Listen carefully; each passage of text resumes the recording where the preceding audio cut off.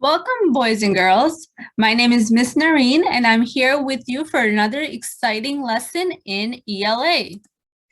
Today's lesson focus will be ELA Grade 4, Module 10, Day 1, into writing expository essays.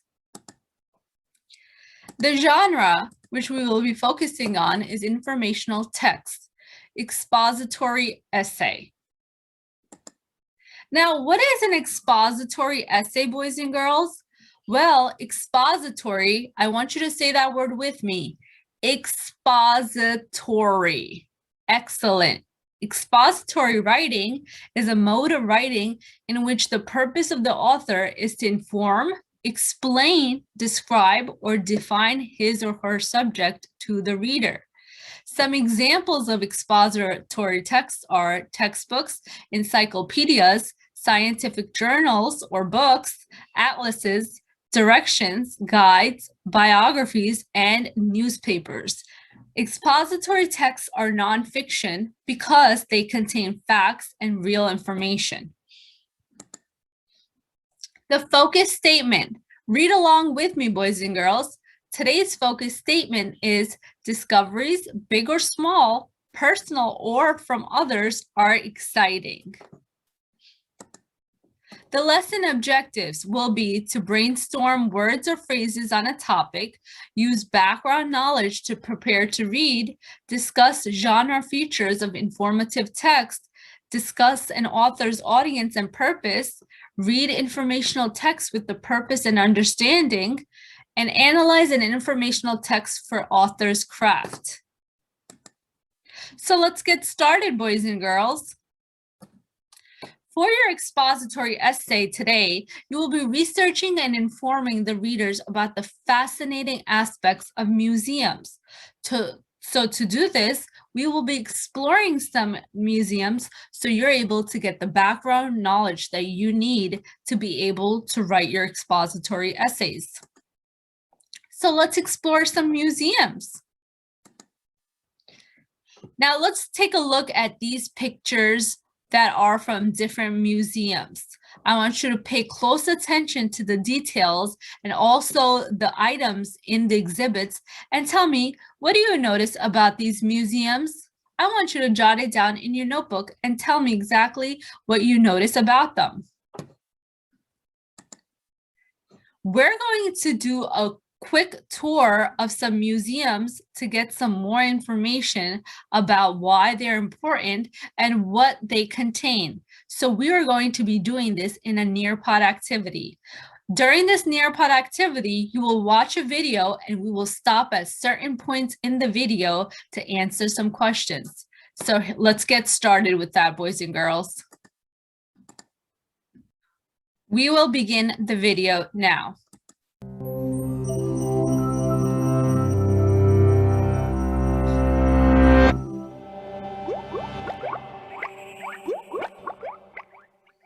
Hello everyone, let's begin our guided tour. Welcome to the Museum of Museums. Museums have been a part of human history for over 2,000 years. So boys and girls, why do you think museums are important? So go ahead, jot that down in your notebook and come back to this video when you are ready. Okay, welcome back. We are going to continue with the video. But they weren't always like the ones we visit today. The history of museums is far older and much stranger than you might imagine. We'll start over here in the Greek wing. Our word museum comes from the Greek museon, temples built for the muses, the goddesses of the arts and the sciences. Supplicants asked the muses to keep watch over academics and grant ingenuity to those they deemed worthy. The temples were filled with offerings of sculptures, mosaics, complex scientific apparatuses, poetic and literary inscriptions, and any other tribute that would demonstrate a mortal's worthiness for divine inspiration. We have arrived at the Mesopotamian wing. The first museum was created in 530 BC in what is now Iraq, and the first curator was actually a princess. Enigaldi Nana started to collect and house Mesopotamian antiquities in Egigpar, her house. All right, boys and girls, here is the next question. Who was the first museum curator in Mesopotamia? Who was the first museum curator in Mesopotamia? Was it a president, a queen, or a princess? Go ahead and lock your answers. Excellent work, boys and girls. It was a princess. Let's continue the video. When archaeologists excavated the area, they discovered dozens of artifacts neatly arranged in rows with clay labels written in 3 languages. She must have had interesting parties. The tradition of collecting and displaying intriguing items began to be mimicked, as you can see here in the Roman Empire wing. Treasure houses of politicians and generals were filled with the spoils of war, and royal menageries displayed exotic animals to the public on special occasions like gladiator tournaments. As you can see, we have a lion here and a gladiator, and, well, the janitor ought to be in this wing, clearly. Moving on, hurry along. The next step in the evolution of museums occurred in the Renaissance, when the study of the natural world was once again encouraged after almost a millennium of Western ignorance. Curiosity cabinets, also referred to as Wunderkammers, were collections of objects that acted as a kind of physical encyclopedia, showcasing artifacts. Just step into the wardrobe here, there you go, mind the coats, and we'll tour Ola Worm's cabinet. One of the most notable Wunderkammers belonged to a wealthy 17th century naturalist, antiquarian, and physician, Ola Worm. Ola Worm collected natural specimens, human skeletons, ancient runic texts, and artifacts from the New World. All right, boys and girls, here's our next question.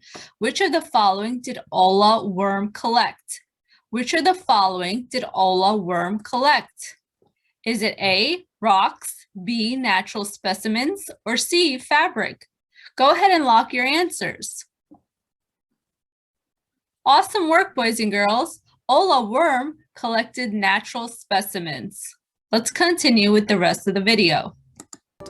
In other curiosity cabinets, you could find genetic anomalies, precious stones, works of art, and religious and historic relics.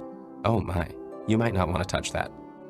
These cabinets were private, again, often in residencies, curated by their owners, rulers and aristocrats, as well as merchants and early scientists. Now, who hears a circus organ? In the 1840s, an enterprising young showman named Phineas T. Barnum purchased some of the more famous cabinets of curiosity from Europe and started Barnum's American Museum in New York City, a spectacular hodgepodge of zoo, lecture hall, wax museum, theater, and freak show that was known for its eclectic residents, such as bears, elephants, acrobats, giants, Siamese twins, a Fiji mermaid, and a bearded lady. Okay, boys and girls, here's your next question. What types of things did Phineas Barnum collect? So go ahead and write down a response. Since this is an open-ended question, there are different answers that you can write down for this question. Awesome work, boys and girls. Some of the things that you could have written down are bears, elephants, acrobats, giants, or Siamese twins, and even more. Excellent work. Let's continue with the video. Along with a host of modern machinery and scientific instruments, museums open to the public are a relatively new phenomenon. Before Barnum, the first public museums were only accessible by the upper and middle classes, and only on certain days. Visitors would have to apply to visit the museum in writing prior to admission, and only small groups could visit the museum each day. The Louvre famously allowed all members of the public into the museum, but only 3 days a week. In the 19th century, the museum as we know it began to take shape. Institutions like the Smithsonian were started so that objects could be seen and studied, not just locked away. American museums in particular commissioned experiments and hired explorers to seek out and retrieve natural samples. Museums became centers for scholarship and artistic and scientific discovery. This is often called the museum age. All right, boys and girls, next question. True or false? Greece is known for the creation of the museum age. Go ahead and lock your answers. Awesome work, boys and girls. The correct answer is false. Let's continue. Nowadays, museums are open to everybody, are centers of learning and research, and are turning into more hands-on institutions. But the question of who gets to go is still relevant, as ticket prices can sometimes bar admission to those future scholars, artists, and targets of divine inspiration who can't afford to satisfy their curiosity. Thank you all for coming, and please feel free to stop by the gift shop of gift shops on your way out. All right, boys and girls, last question. What did this inspire you to learn more about? Go ahead and write down your responses. It's an open-ended question. So what did this inspire you to learn more about? All right, boys and girls, after that video on the history of museums, we're going to take a quick tour of a museum. We will actually be going into the National Museum of Natural History. We will explore some of the exhibits, so this may be something that may spark your interest in what you would like to write for your expository essay. So let's get started. We will go into the website for the natural history, and we will actually be doing a virtual tour of the current exhibits. So this is a page that shows the current exhibits that are at the museum. Now, something that I would like to explore is the Bone Hall. Now, you can explore the different topics, and we will go into those topics that you can explore, but let's just take a quick look at what one of these exhibits looks like. So this is what the Bone Hall number 1 looks like. Up here, it shows you where it is located in the museum, and it gives you the different exhibits that are found there. You can zoom in by clicking the plus button to see more information about the exhibit or read the information that they have for the viewers to see. The virtual tour allows you to go into different parts of the rooms and be able to see the different aspects that are available for all the gallery viewers.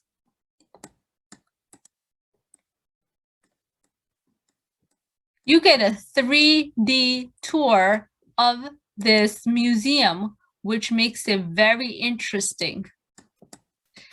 Okay, I'm going to exit out of this.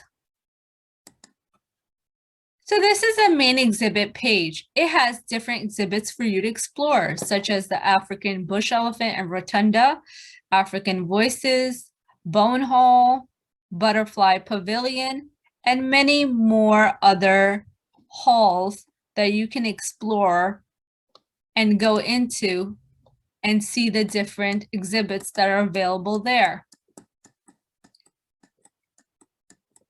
It is quite an interesting virtual tour because you get to see in depth what are these exhibits by just sitting in your own room and being able to explore this.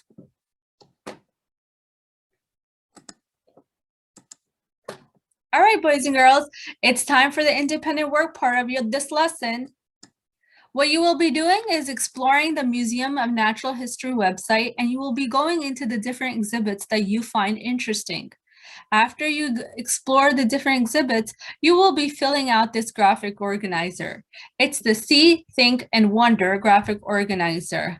What you will be asked to do is write down 5 different things that you've seen in those exhibits that you were exploring.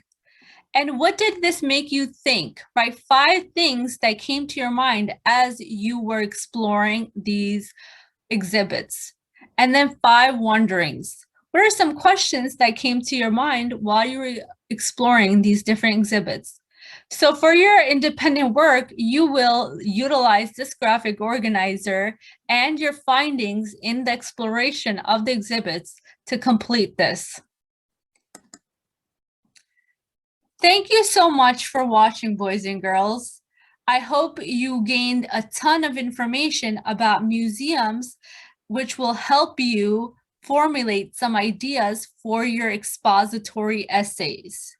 This is Miss Noreen logging off. Happy learning, boys and girls.